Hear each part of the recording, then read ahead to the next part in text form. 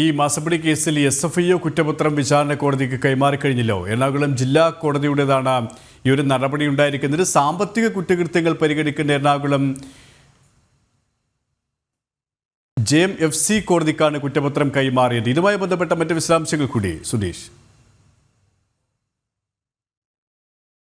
കൈമാറി കഴിഞ്ഞ സാഹചര്യത്തിൽ ഇനിയും കസ്റ്റഡിയിലെടുത്ത് ചോദ്യം ചെയ്യുന്നതിലേക്കും അത് ഒരുപക്ഷെ അറസ്റ്റിലേക്ക് അടക്കം നീങ്ങാവുന്ന ഒരു സാഹചര്യമാണ് നിലനിൽക്കുന്നത്. വലിയ സാമ്പത്തിക ക്രമക്കേട്, അതായത് ഒരു തരത്തിലും സേവനം നൽകാതെയാണ് ഇത്തരത്തിൽ പണം കൈപ്പറ്റിയിരിക്കുന്നത്. സുധീഷ്, ഇപ്പോൾ ഈ വാർത്തയുടെ കൂടുതൽ വിശദാംശങ്ങളുമായി ജിജീഷ് കരുണാകരനും കൂടി ചേരുകയാണ്. ജിജീഷ്, ഈ മുഖ്യമന്ത്രിയുടെ മകൾ വീണ തൈക്കണ്ടിക്കെതിരായ മാസപ്പടി കേസിൽ SFIO കുറ്റപത്രം വിചാരണ കോടതിക്ക് കൈമാറിക്കഴിഞ്ഞു. ഇതിന്റെ മറ്റ് വിശദാംശങ്ങൾ എന്തൊക്കെയാണ് നടപടികളുമായി ബന്ധപ്പെട്ട്, തുടർ നടപടികളുമായി ബന്ധപ്പെട്ട?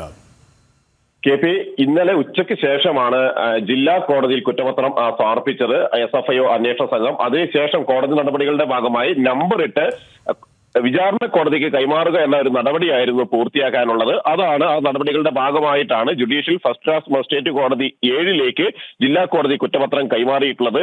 ഇതേ രീതിയിലുള്ള നടപടിക്രമങ്ങൾ കൂടിയാണ് ഇനി വിചാരണ കോടതിയിലും പൂർത്തിയാകാനുള്ളത്. കോടതി ഈ ഒരു കുറ്റപത്രം പരിശോധിച്ച് നമ്പർ ഇട്ട് തുടർ വിചാരണ തീയതി അടക്കം പൂർത്തിയാക്കേണ്ടതുണ്ട്. തുടർ വിചാരണ തീയതി അടക്കം തീരുമാനിക്കും. മാത്രമല്ല, ഇതിൽ ഉൾപ്പെടുത്തിയിരിക്കുന്ന പ്രതികൾക്ക് അവർക്ക് സമൻസ് നൽകുന്ന തോടെയുള്ള നടപടികളിലേക്കും കടക്കേണ്ടതുണ്ട്. സ്വാഭാവികമായും അറസ്റ്റ് രേഖപ്പെടുത്തുക തന്നെയായിരിക്കും ഒരു നടപടിയുടെ ഭാഗമായി.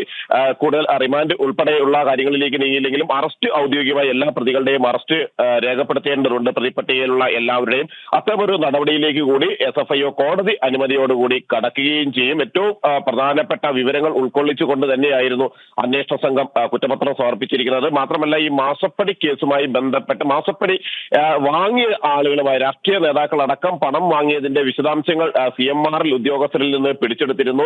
ചില ചുരുക്കപ്പേരുകളിലടക്കം പണം കൈമാറിയതിന്റെ വിവരങ്ങൾ അന്വേഷണ സംഘം ശേഖരിച്ചിരുന്നു.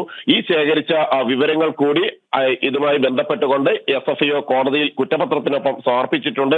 ഇതെല്ലാം തന്നെ പരിശോധിച്ച് തുടർ നടപടികളിലേക്ക് അന്വേഷണ സംഘം കടക്കുകയും ചെയ്യും. പ്രത്യേകിച്ച് വലിയ ഒരു സാമ്പത്തിക ഇടപാടുകളുടെ ക്രമക്കേടുകളുടെ വിവരങ്ങൾ തന്നെയായിരുന്നു SFIO അന്വേഷണത്തിൽ പുറത്തു വന്നിരുന്നത്. നേരത്തെ പുറത്തു വന്ന വിവരങ്ങളിലേക്കാൾ അതിലധികം സാമ്പത്തിക ഇടപാടുകൾ നടന്നിട്ടുണ്ട് എന്ന് വ്യക്തമായി. പ്രത്യേകിച്ച് CMRL 135 കോടി രൂപയുടെ ക്രമക്കേടായിരുന്നു നടത്തിയിട്ടുള്ളത്. തിരിമറിയാണ് നടത്തിയിരുന്നത്, തെറ്റായ വിവരങ്ങളാണ് നൽകിയിരുന്നത് എന്നായിരുന്നു ആദ്യം പുറത്തു വന്ന വിവരങ്ങളെങ്കിൽ അതിനപ്പുറം 182 കോടി രൂപയുടെ ക്രമക്കേടും തിരിമറിയും ഒപ്പം തന്നെ തെറ്റായ കണക്കുകൾ പെരുപ്പിച്ചു കാണിക്കുകയും എല്ലാം തന്നെ ചെയ്തു എന്ന് അന്വേഷണ സംഘത്തിന് മനസ്സിലായി. മാത്രമല്ല, 1,72,00,000 രൂപയാണ് വീണ വിജയൻ കൈപ്പറ്റിയതായി നേരത്തെ വിവരമുണ്ടായിരുന്നത് എങ്കിൽ 2,72,00,000 രൂപയാണ് മുഖ്യമന്ത്രിയുടെ മകൾ വീണയുടെ കമ്പനി യാതൊരു സേവനങ്ങളും CMRL നൽകാത്ത സേവനത്തിന്റെ പേരിൽ കൈപ്പറ്റിയത് എന്നുകൂടി വ്യക്തമാവുകയും ചെയ്തു. അതുകൊണ്ട് തന്നെ ഇതെല്ലാമായി ബന്ധപ്പെട്ട് സമഗ്രമായി തന്നെ തെളിവുകൾ, അനുബന്ധമായ മൊഴികൾ എല്ലാം ഉൾപ്പെടുത്തിയുള്ള കുറ്റപത്രമാണ് സമർപ്പിച്ചിരിക്കുന്നത്. ഈ കുറ്റപത്രമാണ് ജില്ലാ കോടതി പരിശോധിച്ചതിന് ശേഷം വിചാരണ നടക്കേണ്ട സാമ്പത്തിക കുറ്റകൃത്യങ്ങൾ പരിഗണിക്കുന്ന കോടതിക്ക് കൈമാറിയിരിക്കുന്നത്. വൈകാതെ തന്നെ ഇതിൽ നമ്പർ ഇട്ട് തുടർ നടപടികളിലേക്കും വിചാരണ തീയതി തെരഞ്ഞെടുക്കുന്നതടക്കമുള്ള നടപടികളിലേക്കും കോടതി കടക്കും. ശരി, കൊച്ചിയിൽ നിന്നും ജിജീഷ് കരുണാകരനാണ് വിവരങ്ങൾ നൽകിയത്.